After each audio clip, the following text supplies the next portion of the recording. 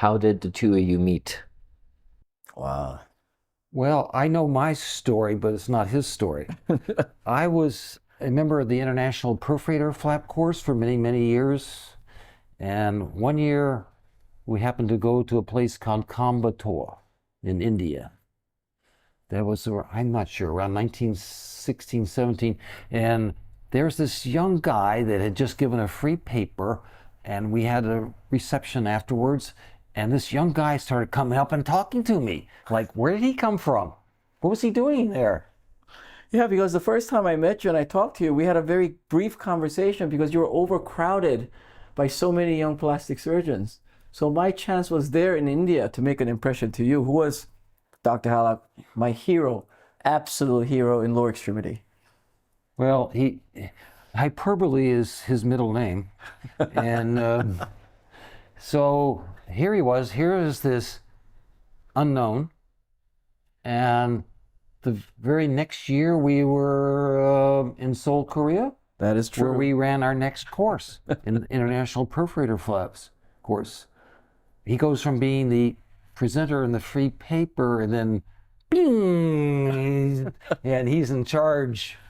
And now it's the WSRM. Wow, time flies. It does. Which was your first WSRM or ISRM meeting? Well, I'm older, and ISRM was my first meeting, actually. And the only thing I remember, I don't even remember what year it was. It was in Pittsburgh, Pennsylvania, of all places. And I presented a topic there, which is why I went to present something at a meeting. And I do remember my presentation, but I don't remember the meeting. Yeah, for me it was 2001, the inaugural of WSRM, and that's where I met Dr. Hallock, and which he doesn't remember, but it's okay. But not a big problem. Now a second. So you actually met me even, well, of course I was at the WSRM meeting in Taipei also in 2001, and that makes me a founding member because all founding members had to go to that course. Absolutely. 2001 It was a great meeting. It was the first, and It was the first and great Chen Wei was the course director. He was of that meeting. How has WSRM changed during your involvement in the organization? Well, I think that's a very important question, and I think it's a society of global participation, and I think diversity is one of the strong pushing factors of really bringing all the microsurgeons around the world together.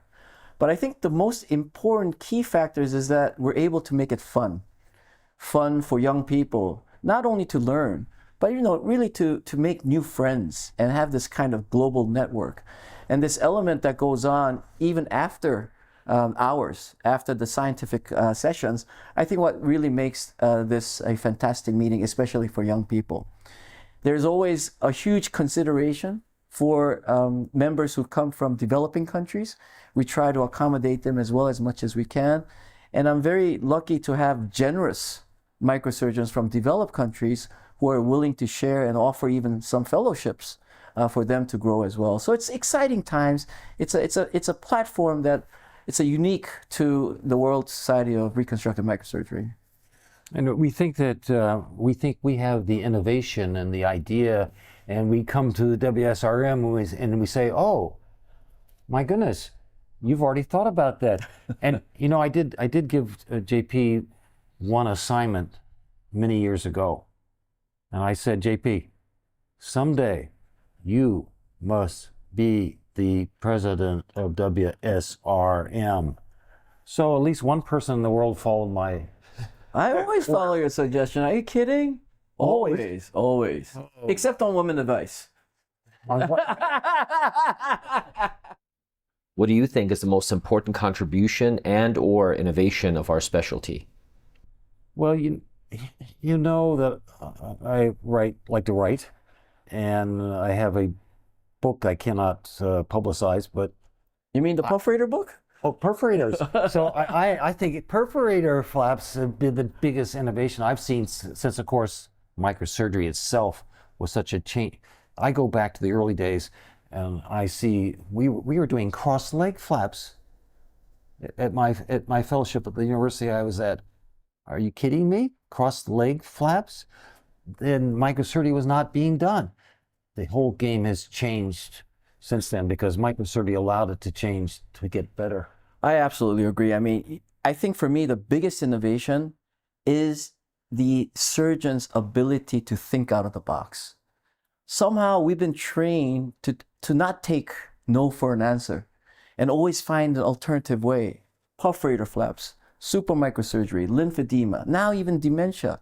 So I think the biggest innovation is the culture that we've created among surgeons to talk freely about their ideas, be constructively criticized, but also go in the right direction, leading the frontier of innovation in any surgical field. And I think that is the biggest innovation that I feel, and that's going on still to this day.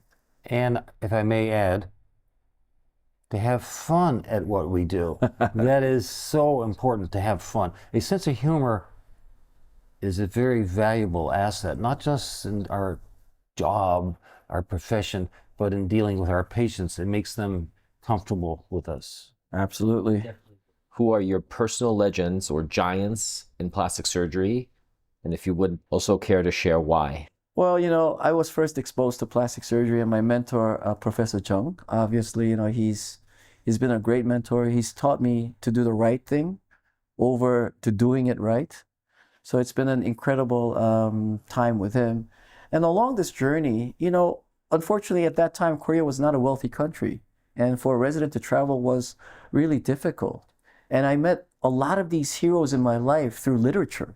Of course, Dr. Hallock, Dr. Levin, Dr. Adinger, who pioneered in diabetic foot. I mean, the list goes on. And what's really grateful about this journey is that all these heroes in my life are now really incredible friends.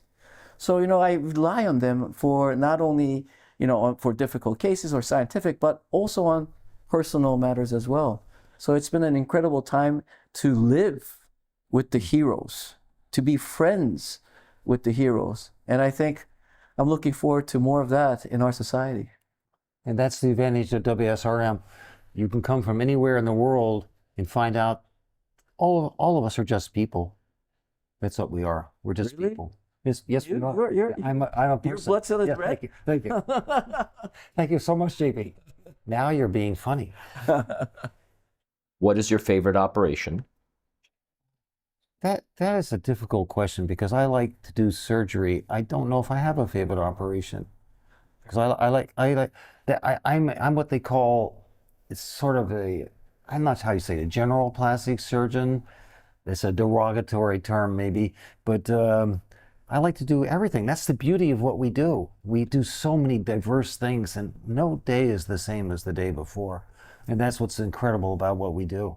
Yeah, I mean, for me, I don't think the term favorite surgery is right, but I am excited doing surgeries for those that people say it cannot be done. For those people say, oh, I don't want to do this. And whatever challenges me, that's the excitement that I have. So right now, I think the biggest challenge for me right now is getting into dementia, brain lymphatic surgery. So hopefully we'll have more result.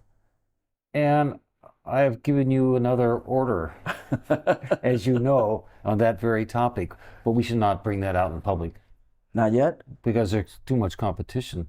Well, Well, it's healthy competition. This is very important. I hope so, because I told JP that when he gets the Nobel Prize, I don't curing the plastic surgery cure of dementia, because it will be a plastic surgery disease, he would invite me to go to the ceremony. I'm telling you, good surgery never gets the girls. I don't think you'll be interested.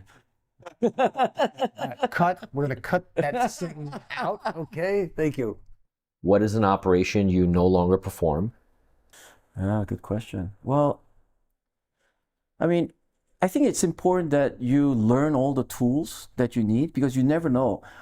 Of course, our skills evolve over time. But there are those cases that we really have to rely on the super basics. I mean, I personally like to do a lot of skin perforator flaps. But from time to time, I do go back to muscle. So in a way, it's not that I don't like to do, but I think I'm less accustomed to doing it. So I don't think there's anything that you don't need, but I think it's a matter of using a lot and less based on your preference and training. Plastic surgery is not just reconstructive surgery, it's also aesthetic surgery. And what I did everything when I started: facelifts, breast augmentation, rhinoplasty. You have to know all those skills to do reconstructive surgery correctly and also to get the best aesthetic result. But I don't do those anymore.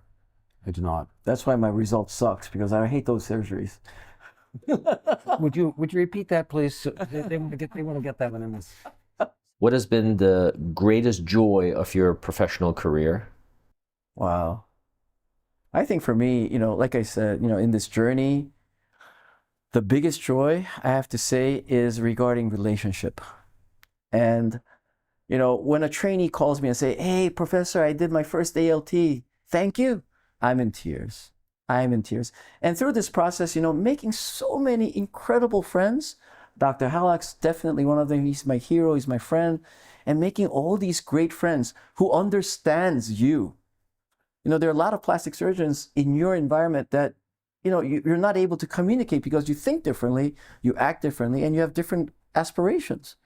But when you think of the stage as a global one, then you meet so many good friends. And I think I am so fortunate that plastic surgery has really brought me this. And, I'm excited to continue this journey.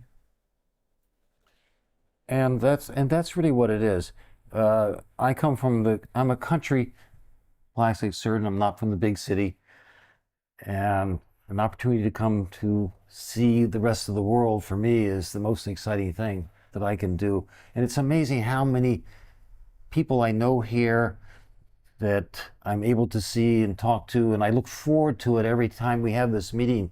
I get to see what they're doing and how they're progressing and what I should be doing and how I can do better than they can. So it's an ongoing thing that we do. What would you have become if not a plastic surgeon? Wow, that's another good question. I don't know. I have never imagined myself not being a plastic surgeon. I'm just grateful that I am. I think for me, if I had to go back and do something else, I'll probably do some sort of surgery.